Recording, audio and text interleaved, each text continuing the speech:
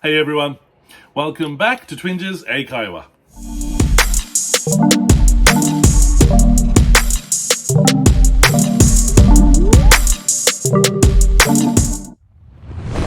皆さんこんにちは、Twinges 英会話です。Welcome back。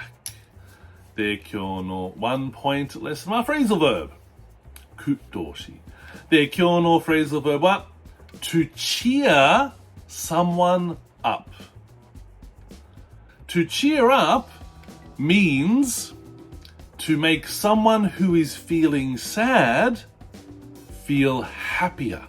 悲しい人を幸せするのためにが元気出す。例えば Cheer up! You can find a new job. おい、元気出してよ。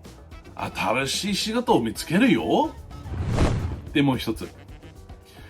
If I feel sad, a delicious meal can cheer me up.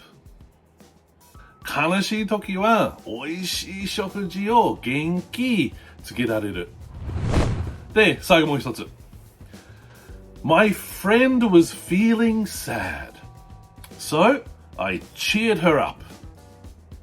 友達が悲しんでいたので元気つけました。